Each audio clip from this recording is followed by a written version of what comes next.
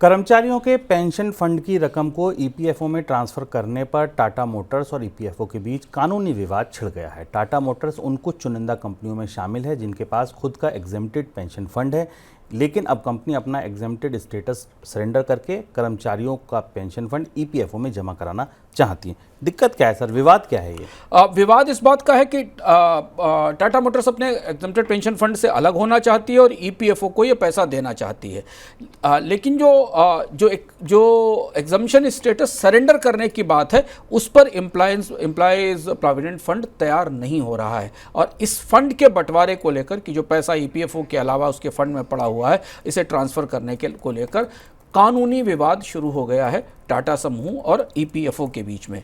सरकार की तरफ से भी इसमें दखल नहीं दिया गया है, लेकिन ये जो कॉर्पस ट्रांसफर किया जाएगा, ईपीएफओ इसके मौजूदा व्यवस्था से सहमत नहीं है।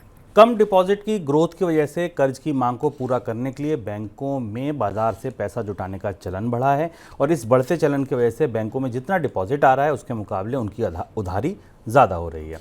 रिजर्व बैंक के आंकड़ों के मुताबिक जुलाई की शुरुआत में बैंकों ने बाजार से 1,19,000 करोड़ रुपए का कर्ज उठाया और इस दौरान उनके पास जमा के तौर पर 1.02 लाख करोड़ रुपए ही जमा हुए। सर, कितना चौंकाने वाला आंकड़ा है या ये आंकड़ा क्या बता रहा है आरबीआई? बेहद चौंकाने वाली तस्वीर है। और आपको याद होगा कि बजट के बाद वित्त मंत्री ने बैंकों से कहा था कि डिपॉजिट के नए तरीके अपनाएं। आरबीआई इस बात की कोशिश कर रहा है। इस आंकड़े को और भीतर से खोलकर समझने की कोशिश करते हैं, जिससे आप समझें कि बैंकों के अंदर दबाव किस तरीके का बनता दिखाई दे रहा है। आरबीआई ने बताया कि जो बैंकों की क्रेडिट ग्रोथ रेट है वो ईयर ऑन ईयर जुलाई में करीब 14% थी, जबकि डिपॉजिट ग्रोथ रेट केवल 11.3% थी। तो बैंकों का कर्ज उनके जमा से ज़्यादा तेज रफ्तार से बढ़ रहा है, यानी जिनके पास पूंजी आ रही है और जो पूंजी दे रहे हैं वो उसमें काफ़ी फ़र्क है।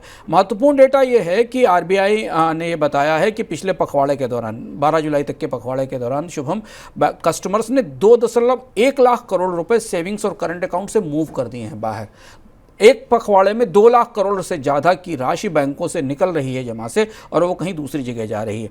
बैंकों के जो आउटस्टैंडिंग डिपॉजिट्स हैं, जो बकाया जो डिपॉजिट्स हैं, वो पिछले फोरनाइट में करीब 1 लाख करोड़ रुपए कम हो गए हैं। और ये बिल्कुल ताज़ी पल्स रिपोर्ट है, जिससे ये दिख रहा है कि बैंकों को लंबे समय तक एक तो ब्याज दरें ऊँची रखनी पड़ेंगी डिपॉजिट्स पर, इसके अलावा तो कोई विकल्प है नहीं, क्योंकि आप जबरन तो बैंकों में डिपॉजिट नहीं करा सकते।